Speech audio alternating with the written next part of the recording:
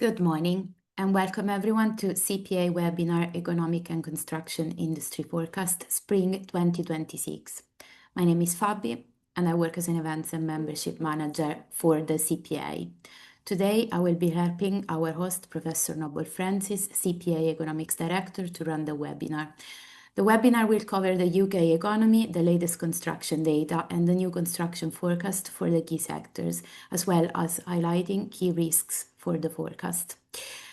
The last 15 minutes will be dedicated to answering your questions, so please feel free to type your queries in the Q&A box, and at the end of the presentation I will be reading them out to Noble.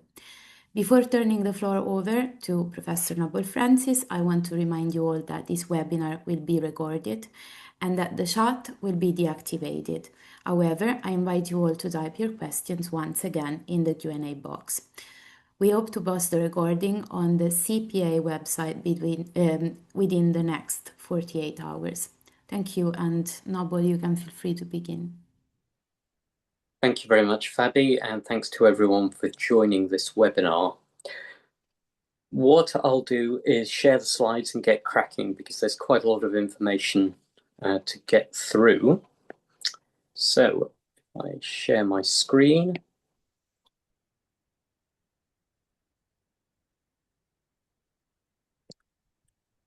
Hopefully you can see my slides now. Yes, we can see your slides, Noble. Thanks for confirming, Fabi.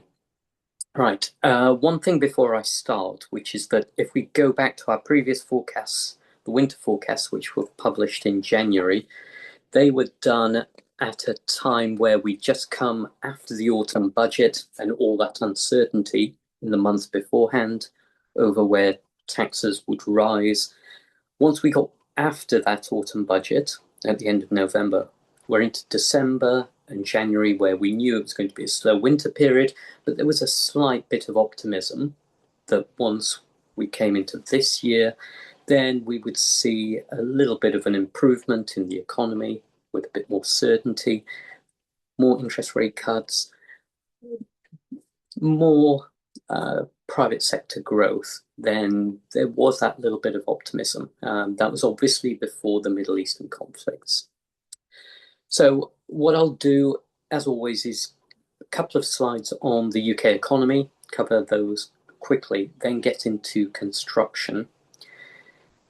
I'll cover most of the major construction sectors, a few of the fundamentals that were there 3 months ago, 6 months ago, but obviously we're in a period of time where we're in this intervening period where we know the Middle Eastern conflict is going to have significant impacts on the construction industry this year, next year, but gauging how big those impacts are going to be and how long is quite difficult. And it's dependent on how high those energy prices and oil prices go and how long they remain at those peaks and how long the disruption lasts. And at this point, that's unknown. So we've had to make some assumptions about that. And I'll get into those in a bit. So if we take the UK economy, we're in a period where 2022, 2023, we had flatlining UK GDP growth. This chart is quarterly GDP growth. But what I've tried to highlight in the grey circles is the annual growth that we had, which in 2024 was 1.1%. Last year, around 1.3%.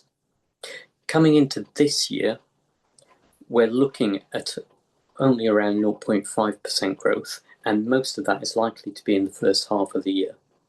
Second half of the year is likely to be impacted by the negative impacts of the Middle Eastern conflict, and those are likely to spread into the first half of next year as well. Looking at some of the key issues around the UK economic forecast.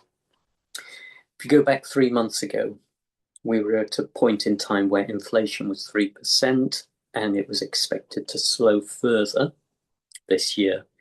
It was expected to hit the Bank of England's target of 2% at the back end of this year.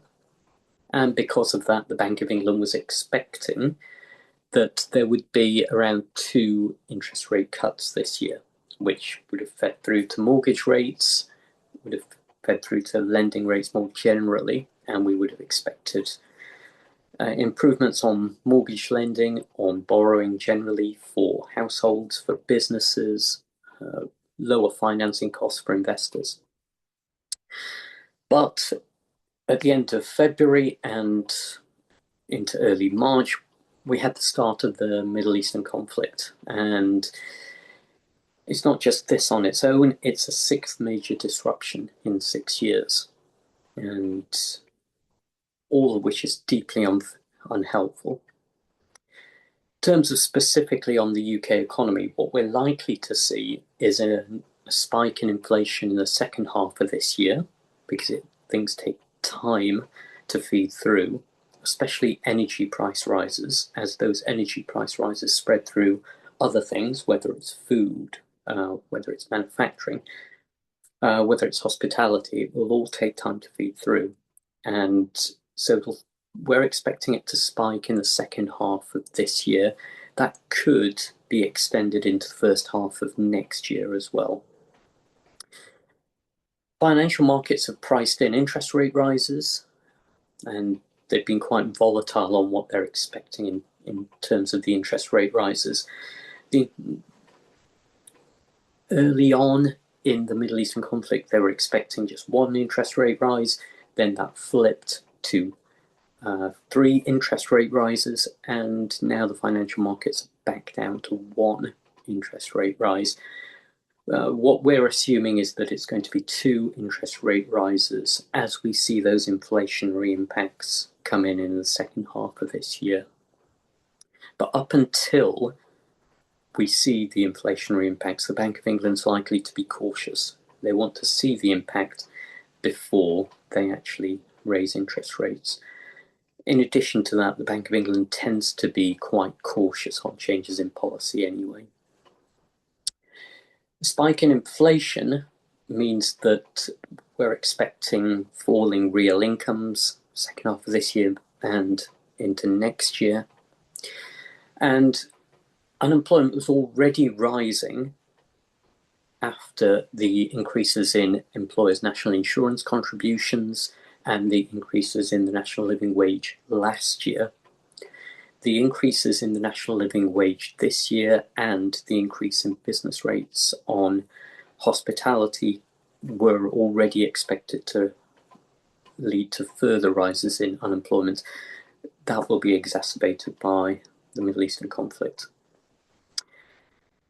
So we're expecting the UK economy to broadly flatline over the next 12 months. But, as I mentioned earlier, it does depend on how long the disruption lasts, how long the oil and energy price spikes last. And then a general broader problem, which is not being talked about too much, but if you go back to the last autumn budget, the government was expected to increase taxes. There was lots of speculation about where those tax rises would be. What the Chancellor did at the end of November in the autumn budget was announce tax rises, but push the majority of those tax rises to the back end of this Parliament. What government was effectively doing was taking a bet that economic growth this year and next year and tax revenues this year and next year would be stronger than most of the forecasters expected. In which case, government would be able to come back to the electorate and say, thanks to our fiscal management of the economy, those tax rises don't need to occur. Unfortunately, that bet didn't pay off, and so what we're expecting is that either at this autumn budget, which is likely to be November, or next year's, then government will have to raise taxes again, or cut spending, or both. Okay, so that's largely it in terms of the UK economy, but feel free to ask me any questions in the Q&A afterwards. From the construction point of view, I'll try and cover some of those fundamentals, and then I'll get onto the Middle Eastern impacts primarily a bit later on. So, taking the largest construction sector, private house building, again, as I mentioned right at the start, after the autumn budget uncertainty, back end of December into early January, there was a bit of optimism that housing would start to improve from a low base, admittedly. But January and February were rain affected, and Q1 was affected by the fact it was compared with a relatively high base a year earlier. Q1 a year ago was still during that recovery period up until April last year, when demand during that key spring selling season started to slow again. Major house builders keep stressing affordability is the key constraint, and there's obviously a lot of uncertainty around, which they're highlighting in their trading statements this year.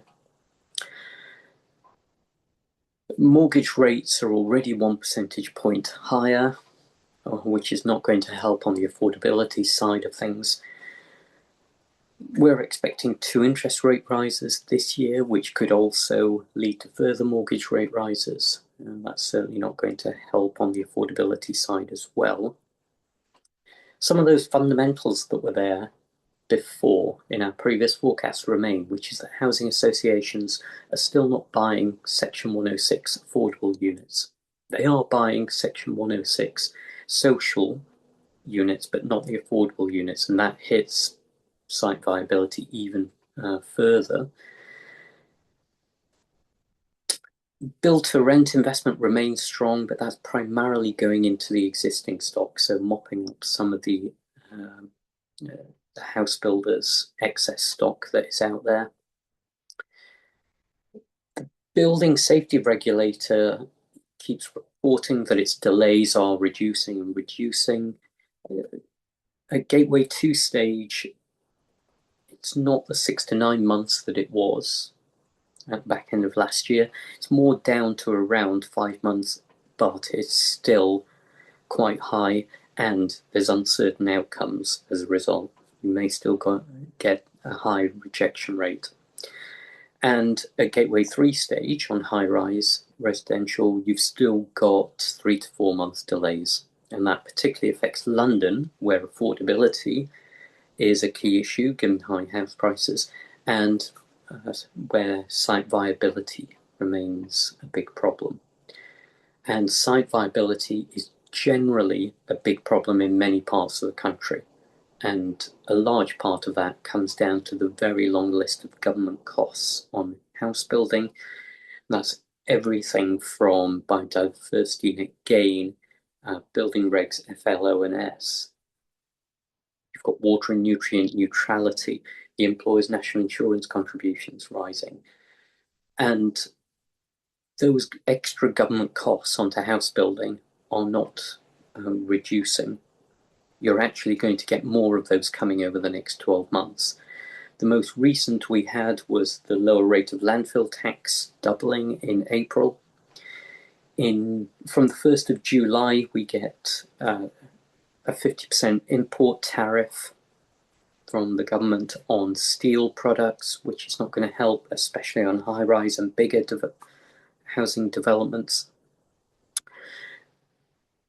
In October, we get the building safety levy kicking in, which is not going to be helpful.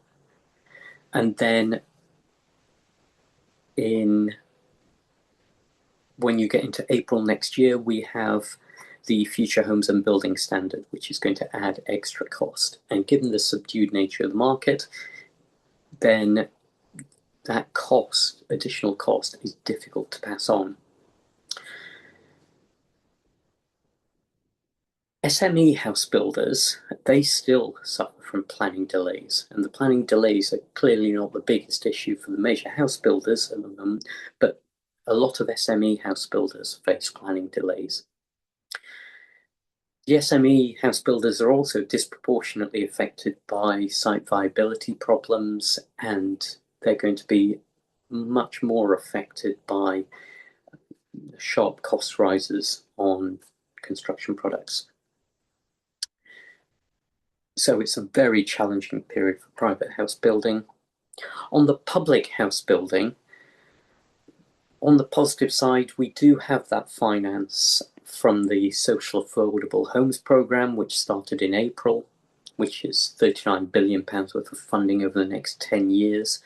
And we may see house building gradually rise in the medium to long term.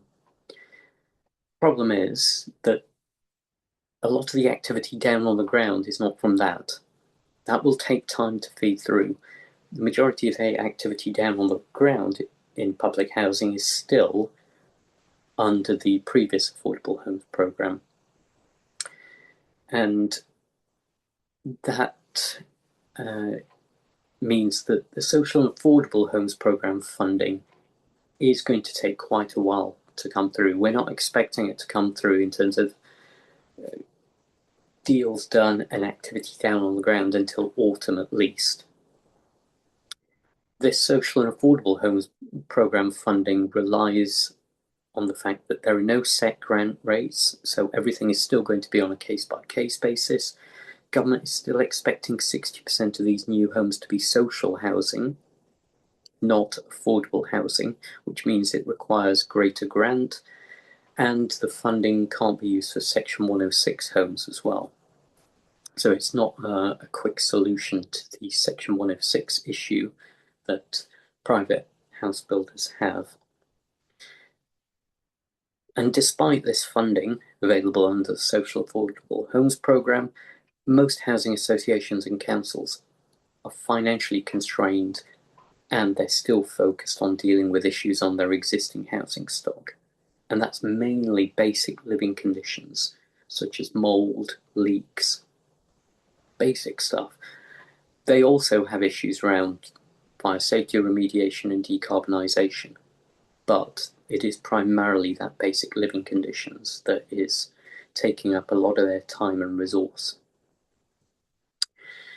In terms of private housing repair, maintenance and improvement, you have the different areas here where if you're feeding into the home improvement side of things, which tends to provide the majority of growth or declines in these areas, then even before the Middle Eastern conflict, you had households that were already focused on spending rather than,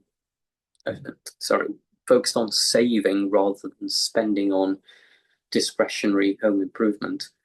Spike in inflation when it comes, and all the bad headlines that households are being beaten over the head about, whether it's around the Middle Eastern conflict, whether it's about energy prices, whether it's around political chaos, is not going to lend itself towards households spending. It's going to lend itself towards households focusing even more on saving or using those savings to sustain general spending, not home improvement. The one area where you may see households focusing on home improvement is households who may be focusing some of their savings on effectively investing in their home when it comes to energy efficiency or energy security. So you're looking at those areas like solar PV, and that's especially households that may be in rural areas that are currently on oil-based heating systems, given that oil prices are more than 60% higher than they were a year ago. Outside of those areas, basic repairs and maintenance we're expecting to be fairly consistent this year as they were last year. Basic repairs and maintenance doesn't tend to be volatile, and it can't be delayed indefinitely. And in a period where construction costs are likely to rise, any delays to those just mean it's going to become more expensive anyway. Looking at government-funded areas or government incentivized areas, government policy oriented areas of RM&I, the Eco4 announcements are deeply unhelpful. If you go back to autumn last year, government announced that Eco4 would finish in March as expected, and there would be no successor to that. They announced that in autumn. When it comes to January, post-consultation, government announced a partial reversal of that, and that Eco4 would continue to the end of this year. However, a lot of the energy companies that do eco work stopped accepting applications for Eco4 in autumn. And so there is likely to be a significant hiatus in the first half of this year after previous applications to Eco4 had gone through. We had the end of the Great British Insulation Scheme, which was expected in March, and there's no successor to that. Some areas are likely to be boosted from government funding, and particularly under the Warm Homes Plan, which, rather than being a warm homes plan, is more a renewables plan. It's not so focused on it's not focused on fabric first. It's not focused on whole home solutions, but we will need to see what the Warm Homes Plan delivers and how quickly it's able to deliver. But what we're expecting is the majority of areas that Warm Homes Plan will drive growth are solar PV and heat pumps, which are areas that are already quite strong. Looking into commercial, a lot of these fundamental issues are not too different 3 and 6 months ago.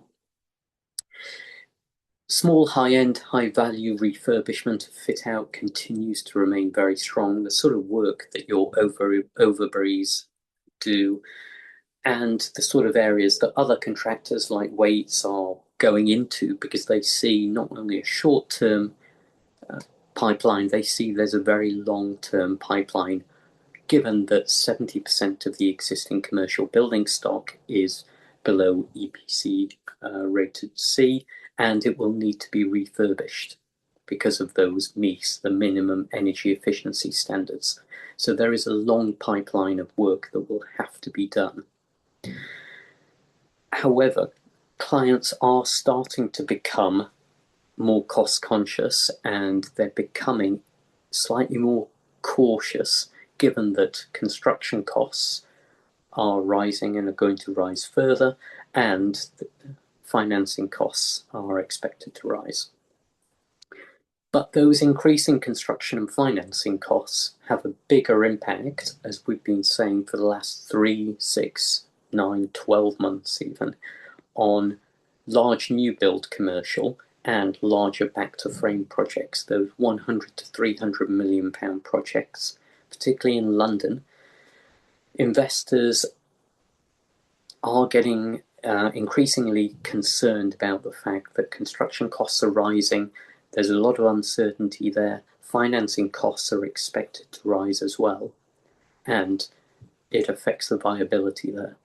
Now, projects down on the ground, large new build projects, large back-to-frame projects, will continue. They're not going to stop halfway through, but what it means is that for any projects that are in the pipeline that are large new build or back-to-frame type projects, you may see developers just becoming a bit more risk averse on those and pushing them back just to see what happens with construction costs, what happens with financing costs. And they may be pushed back, if only to do viability assessments in the light of increased financing and construction costs. In terms of other areas of commercial, student accommodation investment continues to be very strong, but they are increasingly affected by two things. BSR delays are affecting student accommodation projects, and site viability is increasingly becoming a big issue there. And so what we see is that there's a strong investment pipeline. There's even strong amounts of contract awards there. What we're not seeing is quite a lot of those projects get off the ground. terms of other areas, universities, some of the higher profile universities have strong activity more generally, trying to attract those foreign students.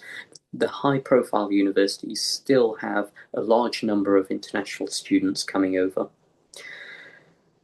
And they have facilities to try and attract them to come over, given that they're paying so much. However, there are other lower profile universities which have big issues around international students, and they have severe financial pressures that are affecting these projects. And the focus from lower profile universities is going to be on cutting costs, cutting staff, cutting courses. It's not going to be doing any large investment programs. And a final point it's worth making, and we've made it over the last 24 months, which is biotech work remains very strong, particularly if you're in that golden triangle of London, Oxford, Cambridge. In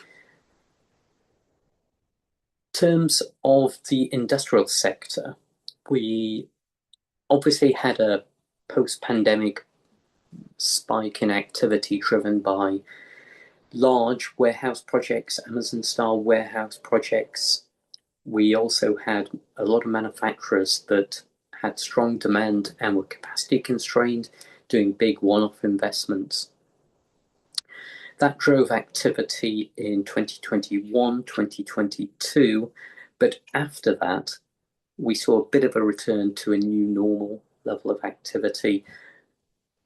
Still small, medium-sized projects going through, but not those large, big one-offs so much. So 2023, to a certain extent, 2024, we saw a drop-off in activity there. Now, the last sort of 12 months or so, we've seen a pickup in activity in some areas of industrial. But those are niche areas of industrial, not the traditional areas that would have driven growth. And there are quite a lot of companies who are finding that data center investment has been keeping them going. The data center investment has come from a very low base, and it's expected to increase fourfold in the next 5 years alone. Obviously, incredibly strong growth. However, I have been making two notes of caution on this data center investment. The investor funding is there, given the big expansion in tech sectors, in AI in particular. The problem is, at some point, the AI bubble is going to burst and we are going to have a consolidation. A lot of the AI companies that are driving this investment are backed by a lot of investment funding, but these AI companies are not making money. Well, that's not true. They're making money, they're not making profit. And what we will see at some point, similar to the dot-com bubble bursting in 2001, we will see a big consolidation coming. Now, we don't know whether that's next year, the year after, or in 5-10 years, but it will happen at some point. What we don't know is when that will occur.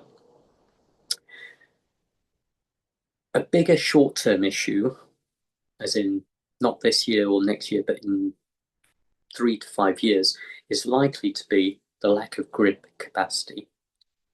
So even though the investor funding is there to drive these projects, if you can't hook them up to the grid, then they're unlikely to get off the ground. So where these projects occur and whether the grid capacity is there in those areas will be absolutely critical. In addition to that, we also see gigafactories activity driving industrial. Main projects in Somerset and in Sunderland, so in areas of the country where we don't tend to see strong construction growth. So in those areas, it's critical, these projects. There are more projects in the medium-term pipeline as well. What we're unsure of at this point is whether they will face the same problems in 3 to 5 years around grid capacity. And then In addition to that, we also have sector activity within industrial boosted by Tata's £1.5 billion investment in Wales, which is converting its blast furnaces into electric arc steel furnaces and all the facilities surrounding that as well.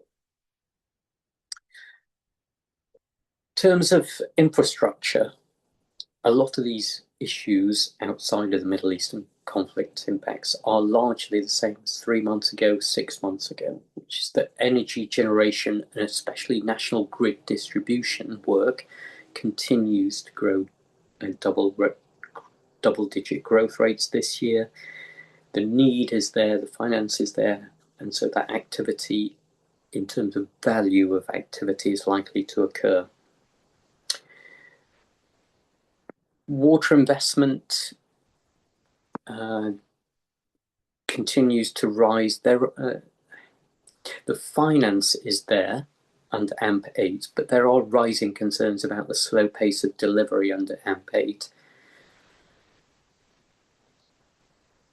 In terms of rail and HS2 in particular, the government was expecting to publish its HS2 cost-saving reset in March. However, doing it at that stage would be highly problematic, given that at that point they didn't know what the Middle Eastern conflict impacts on costs were likely to be. And so that is likely to delay the HS2 cost-saving reset. Now, work continues on the existing HS2 contracts. The issue is not about those. The key concern in rail is around what occurs on the new contracts in under HS2, given that government is desperate for its cost-saving reset to show costs, but the reset will be delayed by Middle Eastern conflict impacts and assessing the impacts of those. Even when they publish, the cost-saving reset has taken so long to occur that we're likely to see cost rises because they've delayed for so long. And so balancing that is going to be difficult for them. And then on the negative side, within infrastructure, we're more likely to see that the same as 3 and 6 months ago, that road investment is subdued. It's likely to decline because of capital expenditure cuts. And those capital expenditure cuts under the new roads investment strategy are in nominal terms, which means in real terms, in volume terms, we're likely to see even sharper falls. And that means, in practical terms, a lack of new projects to replace those that are finishing under the previous road investment strategy. Public non-housing as a sector. Now, public non-housing is an oddly named sector, but it covers those areas of government spending under schools, defence, hospitals, prisons, and the issues here in value terms are not different to what we were expecting 3 months ago, 6 months ago, 9 months ago, which is that the school rebuilding programme activity appears to be accelerating still. There's finance for defence, and so from a military housing and defence perspective, more generally, we would expect growth. Activity on the new hospital programme continues to accelerate, albeit from a low base, and we're expecting increased investment over the next 3 to 5 years on prison, probation, and court capacity. The issues here are going to be that all government delivery is likely to mean that despite strong investment in value terms, we're likely to see single-digit growth overall. So in terms of what it means for our forecasts, now I've put together our forecast in the blue bars and our upper scenario, which is not as bad. The forecast is based upon the disruption in the Middle East and the oil prices remaining above $100 a barrel for 4 months. That's our assumption. Now, what that means is a significant revision down to our forecasts. Activity down on the ground is largely the same as it was a few months ago. So we haven't seen the majority of impacts from the Middle Eastern conflict in terms of activity down on the ground. It's likely to affect that in the second half of this year. It affects in two ways. Firstly, it affects because we may see the value of projects that we were expecting previously in some areas, but in infrastructure and in public non-housing, it just means more caution there on getting started on new contracts. The existing contracts will feed through and the existing projects, but for new projects, for new programs, there may be more caution signing up to them. So it may be more of a delayed impact on public non-housing, on infrastructure. But on those private construction sectors, and especially the biggest two construction sectors, private house building and private housing RM&I, you're going to see homeowners and home buyers much more cautious. You're also likely to see the impact of increases in lending rates affecting them on the home buyer, homeowner side of things. And then on the cost side of things, you're seeing double-digit cost inflation coming through. And that is likely to affect things, especially in the second half of this year. Those private sector issues and the cost inflation issues are likely to affect large new build projects on commercial. We're not expecting as big an impact on those small refurb and fit out projects where the clients are becoming more cost sensitive, but there is a long pipeline of work that they are keen to do to avoid stranded assets that they won't be able to let out after 2028 and particularly 2030. So there's still a strong incentive to do those projects, but the bigger new build projects are likely to be affected. The ones that haven't started on site, they're likely to be pushed back at least a year by those increases in financing costs and increases in construction costs. I won't go into each of the forecast sectors, the forecast for each of the major sectors as yet, because it's worth getting into those risks around the forecasts. So we're expecting significant revisions down to UK economic growth, which I've been into already, and to construction output volume due to the Middle Eastern conflict. And I'll get into those in a minute. In addition to those, there are other cost issues, and I mentioned those around house building in particular because of the impacts of the lower rate of landfill tax, the building safety levy, the future homes and building standard. Home buyer confidence and homeowner confidence is going to be a big issue, especially once we see those cost of living issues rise again in the second half of this year, first half of next year. Once we see those interest rate rises coming through as well. There's a serious question around how much of the cost inflation that we see coming from oil and energy price rises into materials cost and construction product cost rises. How much of that can we actually pass through given the subdued nature of house building and housing RM&I? And then, because of the concerns we have around slowdown in activity and cost inflation impacts, the biggest impacts of these are likely to be on small house builders, small specialist subcontractors, and small builders merchant insolvencies, which we're expecting to rise in 2026, particularly the second half of this year and first half of next year as well, because insolvencies tend to be lagged. but they're expected to be most impacted because small house builders, smaller specialist subcontractors, and small builders merchants are more exposed to sharp rises in costs and slowdown in demand because those firms are much more cash flow reliant. In terms of the Middle Eastern conflicts directly on construction, I mentioned that the impacts are heavily dependent on how long the disruption lasts, how long oil and energy prices remain high. What we've seen so far are double-digit price rises and surcharges, additional surcharges on oil-based products, because if they use oil as an input, oil prices are between 50 and 70% higher than they were a year ago.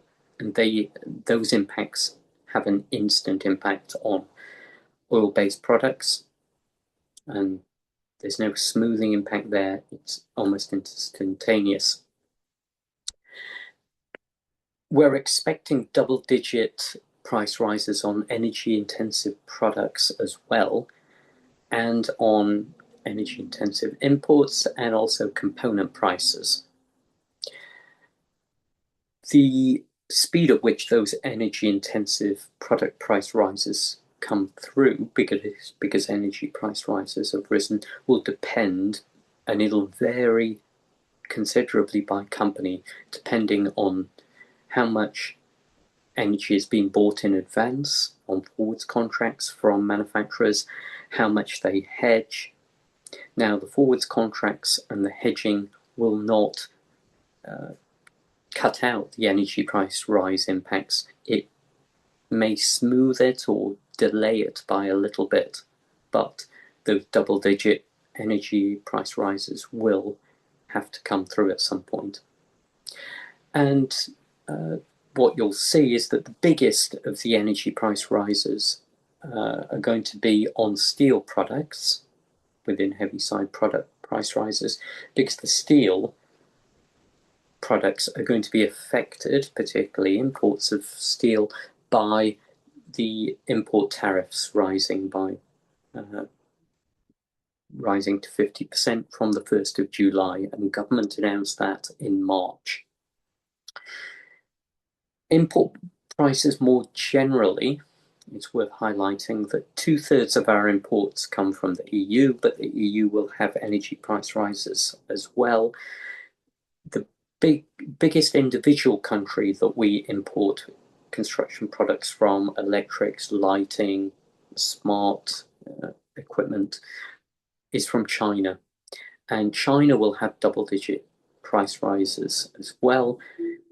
Firstly, because their energy prices will be rising, and they rely on Iranian energy, which has been disrupted as well. So that has an impact. They're also affected by shipping cost rises. And depending on the route, you see that shipping costs have risen twofold or threefold. And then we have an additional impact, which comes from the risk and uncertainty that has to be priced in from manufacturers, from importers, but also the risk and uncertainty impact on not only homeowners, home buyers, consumers more generally, but also on businesses, clients, and investors as well. Just makes them more cautious. And just quickly, it's worth highlighting that the last time we had energy price spikes was after Russia's invasion of Ukraine, and materials prices overall peaked at 25% in May 2022, and then we saw a slowdown in inflation, and materials price inflation was only 2.6% in March, annual price inflation. However, if you look at price levels on this chart, put materials prices in green, this is the price levels but compared with 100 in January 2020. So you can see how much there's been a significant change.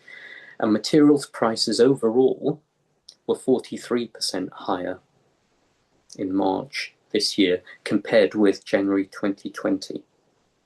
So even though inflation has slowed, the price levels remain high because some prices or costs like wages, industrial energy prices get baked in.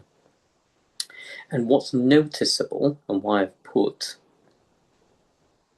imported softwood and rebar, the biggest impacts of those energy price spikes was on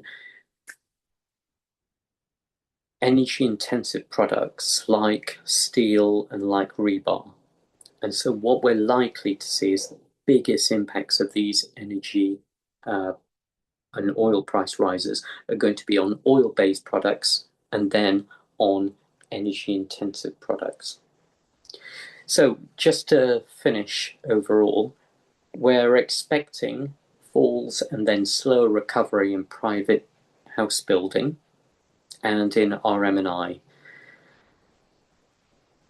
We are still expecting key opportunities there, particularly in commercial refurb and fit out, data centers, schools, defense and prisons.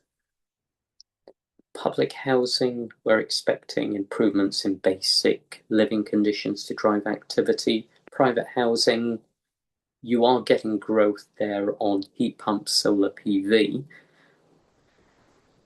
Energy generation and water infrastructure. But the problem is those negative risks, and especially the impacts of the Middle Eastern conflict, are likely to hinder activity in those private construction sectors, like private house building, commercial new build, private housing, RM&I on the home improvement side. And then in those other sectors, you're likely to see the value of activity, but you may not see the volume over the next 18 months. Now, what I'll do, given time, is hand back over to Fabi, but I'm happy to answer any questions. We have one question at the moment. You mentioned still having severe cost pressure. Which other materials are facing cost pressures and which are more severely affected? Okay, that's a good question and something I didn't have time to get into, but I made the general comment that the earliest cost increases we've seen are on oil-based products. And we think of oil-based products as primarily asphalt, but oil-based products covers a whole range of products. We've seen double-digit price rises there on plastics, adhesive, solvents, thermal insulation. It really goes in PVC. It goes into a whole range of different products. We can count around 400 product categories it goes into, and then you're into thousands of different products there that are oil-based, where we've already seen double-digit cost rises and price rises. Then in terms of energy-intensive products, you're looking at everything from windows to concrete to cement to asphalt. Again, you're looking at bricks as well. All of those energy intensive products, a lot of those are the products that go on the outside of the building or structure. And all of those are very energy intensive. So a lot of those will also see double-digit price rises. And then on the imported products, which may not be as energy intensive, but they still take energy to make them, and they'll be affected by increases in fuel and shipping costs. You're likely to see electrics, lighting, HVAC, and you're likely to see smart technology also affected there. And then some of the products that have been disrupted in terms of production and distribution by the Middle Eastern conflict are products that are not specifically used in construction themselves, but things like sulfur, which is used in the production of semiconductors, and then semiconductors are used in terms of technology as well. So semiconductors and smart products are also affected indirectly by those, and so we likely see double-digit price increases there as well. Thanks, Noble. We have a second question. I'm not sure how much you can answer this question, but antivirus, what are your thoughts and how this may affect the economy? Okay. As I was saying back in January, February 2020, I'm not an expert on pandemics. At this stage, hantavirus seems relatively isolated, and we're not expecting it to be as big a pandemic, anywhere near as big a pandemic as we saw with COVID-19. And outbreaks of viruses do periodically happen from time to time, as we saw in the 2000s and the 2010s. We're not at this stage. We're not expecting it to be a global pandemic. We're expecting it to be as many of those relatively isolated pandemics that we saw in the 2000s and 2010s that are there and spread for a while and end up relatively contained within a few months. Thank you. Has the CPA modeled the impact of the Ukraine war and what an end to the war might mean for supply chains? It's a good question. At this stage, we haven't modeled different scenarios for length of time. The assumption we made at the time that it began and 6 months in was that you would end up in a situation where there would be large amounts of disruption for the first 12 months.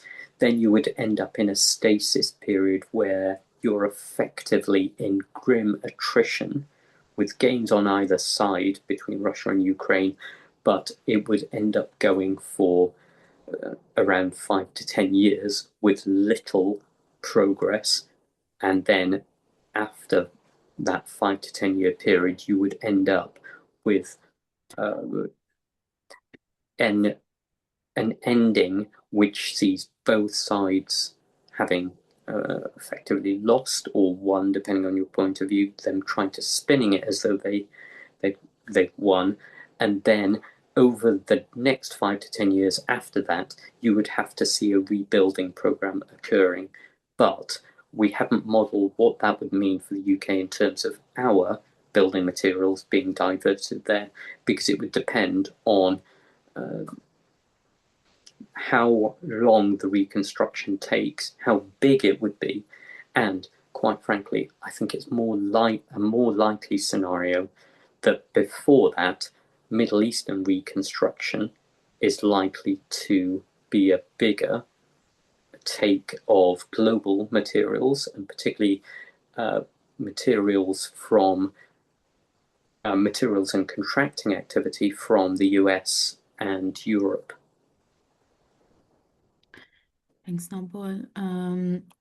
Do you think that there is any possibility for new house building to reach the levels seen in 2022 in the coming 5 years, or does the poor economic position negate the positives of potential house demand and desire for growth? Yes. I guess the next 5 years, you're looking, if you're referring to the 5 year period, you're referring to the government's 5 year parliament and their 5 year target. If you look at our forecasts, we have extrapolated what that means in terms of net additional homes, which is government's 5 year target of 1.5 million. We don't anticipate getting back up to the recent peak of 2021-22 in terms of net additional homes by 2029-2030, which is the end of that 5-year period. If you go back to winter, we were anticipating only just getting back up to those 2021-2022 levels, which in terms of net additional homes, 2021, 2022, or even 2022, 2023, because they were about similar, was around 235,000 net additional homes. We're now only expecting house building in 2029, 2030 to get up to 214,000 net additional homes. Because we've had 3 years of house building falling already. We're expecting house building to fall this year because of falls in the second half of the year. Next year, we're anticipating house building to be broadly flat because it's likely to be subdued in the first half of next year and then recover in the second half of next year. So we'll be coming from a low point. So the quick answer to your question is no, we're not expecting to get back up to 2021, 2022 recent peak levels of net additional homes at the end of this 5-year period. Just for the benefit of anyone who hasn't seen my LinkedIn post this morning on what it means for the government's 1.5 million net additional homes, which none of us were expecting government to meet that target anyway.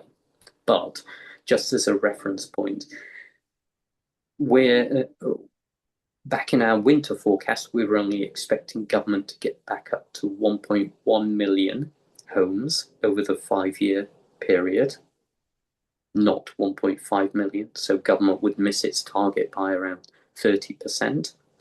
Now, as of our spring forecast, we're only expecting government to get to 0.9 million homes over 5 years, compared with the government's target of 1.5 million. So effectively, government is missing their target by between 500 and 600,000 homes. We can take one last question, and this is again related to house building. Would you expect site start delays for house building with the implementation of the future home standard, which is going to be plot-based to avoid homes being made to different standards on the same site? Okay, in terms of future home standards and would we expect sites being delayed, what we would expect initially in Q1 next year is a spike in starts, a little bit of a spike. And then, because there's a grace period at the end of that 1-year grace period, we would expect a spike in starts before the end of that grace period, because house builders will want to build under the previous or current building regulations before they face the impact of those future in homes building standards, which will increase costs.